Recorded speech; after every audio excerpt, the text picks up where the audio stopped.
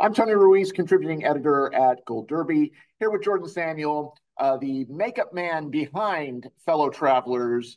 And Jordan, this show covers such a long period of time. And so I guess my first question is, when you look at the canvas that you have to cover, where does your process begin? It's kind of multi-tiered because it's not just about making the actors older through the decades that we're following them. It's also about honoring the periods correctly.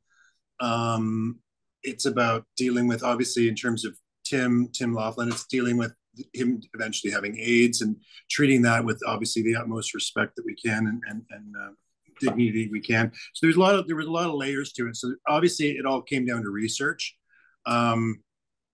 In every one of those respects. So that's really where it all started. It started off with trying to figure out how to tackle it from those three perspectives.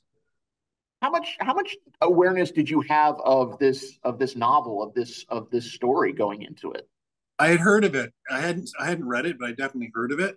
It's a really important story, and I'm really so proud to have been a part of being able to tell it. I Is there a particular, you talk about so much of the makeup is, in my opinion, very subtle, which I love because it's so easy to go big and over the top on this. Was that something that you especially wanted to avoid?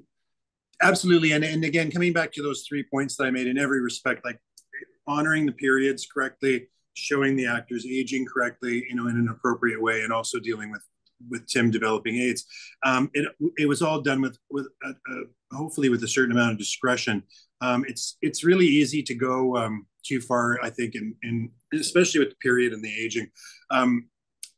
The way that it was approached, the way that we found sort of was the best way to do it was to actually try to de-age the actors as much as we could first. Just gave us a little more leeway and a little more room to go with it all. And I think hopefully that was a good choice.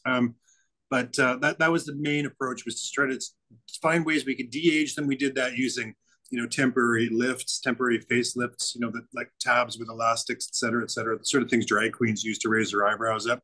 And basically any kind of corrective techniques. And then the aging makeup, the first stages of that sort of became the omission of the lifts and the omission of the corrective work. And essentially putting the actors on camera as they are at their actual ages, and then that in turn became a stage of the progression of the aging, and then we just built on top of that. So we kind of backtracked to give ourselves room to move forward. Dan Minahan and Ron Nicewan are, in my opinion, kind of the perfect people to tell this story. And so I'm curious the collaboration that you all had together. We had like endless meetings about all of the details. I don't think anything was sort of overlooked or treated with any less of a degree of importance than anything else. Really, we covered everything. We had so many meetings about every aspect of this. Those two guys were, they're amazing human beings. This would not have happened without them. They were so deeply invested in it, and I think that passion and commitment that they had really drew all of us in even deeper than we already were invested.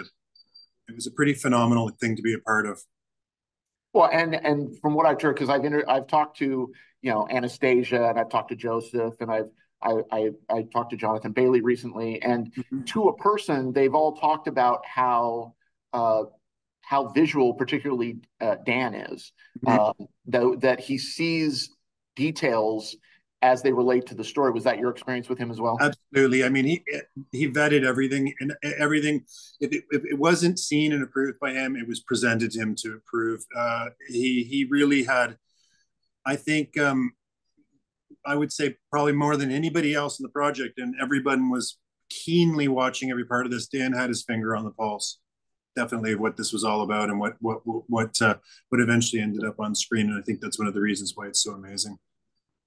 So one of the things that, particularly since you're dealing with aging, and aging is not a singular thing. It looks different on everybody, and so I'm curious as to how much of the aging you kind of associated with the characters. Like, Hawk is so repressed for so much of it. And I'm curious if you looked at their aging process differently based on their characteristics. Yeah, absolutely. I mean, it has to do with, when designing characters like that, it has to do with a whole series of components, and it's different for every single character. And that's sort of the fun of designing a character in this context, because it has to do with their environment that they grew up in. It has to do with their overall temperament, who the character is, what kind of a life they've lived. It has to do with their physical health affects everything, and their genetics, everything, and so in turn, going through all of those points, the last thing to really consider is the age, because all of those previous things will affect how somebody ages. If somebody's lived a fairly relatively easy life in a comfortable environment, in a comfortable climate, they're not going to age the same way somebody will who's been through some duress of some kind. So that all that stuff plays in, and obviously, when I was when I was looking at aging Hawk, the big turning point in the story, and the big turning point in Hawk's appearance is his descent into drug and alcohol addiction in the 70s after the death of his son. Compounded obviously with everything else that was going on in his personal life. So that was a really big turning point visually for Hawk's character, and obviously, Tim's turning point was when he started to develop all the symptoms of AIDS. You submitted the final episode for the Emmys this year, and how involved were you in the selection of that episode, and what made you want to choose that particular episode? Well, I spoke to my team about it. We really gave it a lot of thought, and I think we just weighed in on that one because it's the end of the story for all of these characters. It's the end of the road. It's the end of. It's an important episode. I think we had to sacrifice. There was a few things I think that we don't see in the episode that I would have liked to have seen. We really were quite proud of the character makeups that we got to do through the show, the prosthetic makeups that were designed by Mike Hill, like the McCarthy makeup, the Roy Cohn makeup. There was a Bobby Kennedy for a little while, and we had to sort of forfeit, knowing that those guys weren't necessarily in the episode too much, if at all. But it was really all about seeing the end of the journey for Tim and Hawk. More importantly, we sort of all and also Lucy as well. We decided that was the one to go for. I actually wanted to ask you about that, particularly with the Roy Cohn makeup, because Will Brill is so. We've seen different versions of Roy Cohn.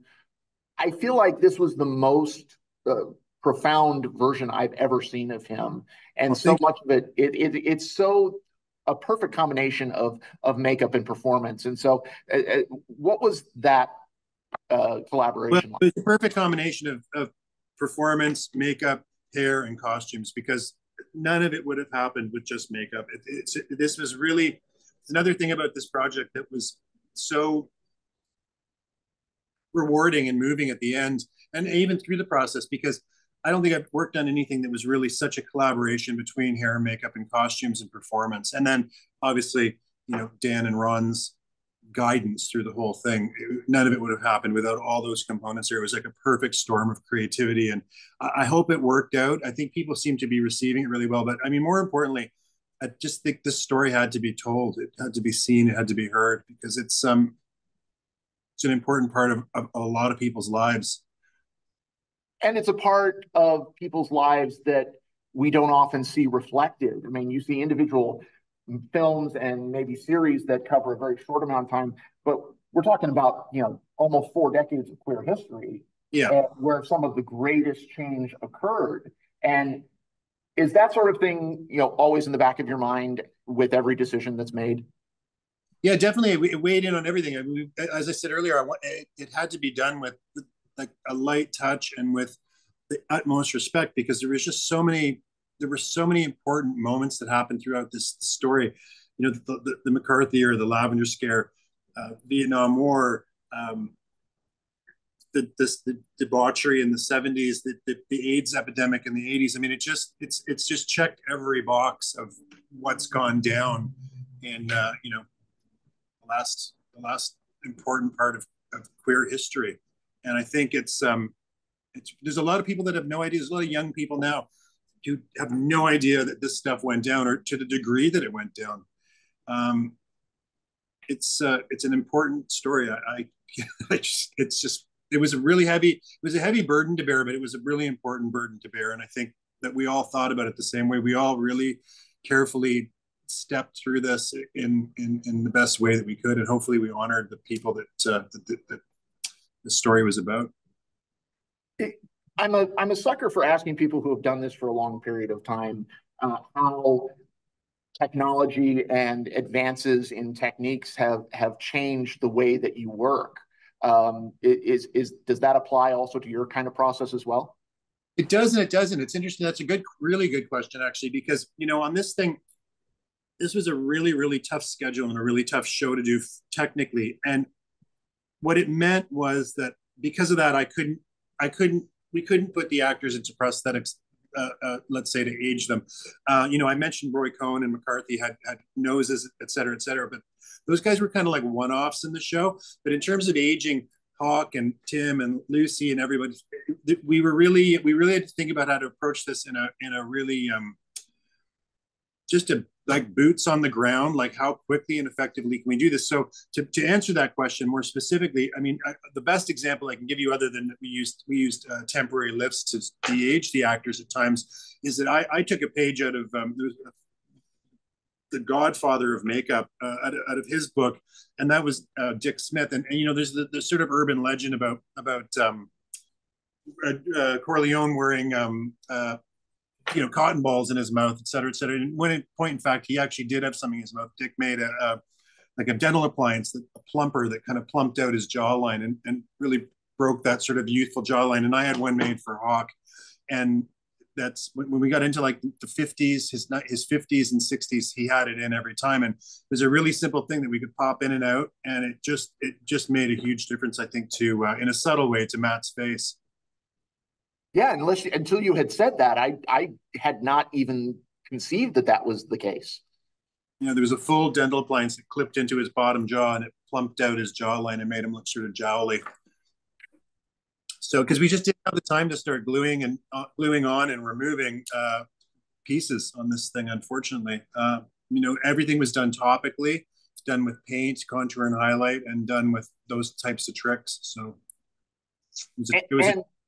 and you're not shooting it, and it's not being shot in order. So you're having to jump back and forth between periods, and I mean, that had to be a logistical nightmare.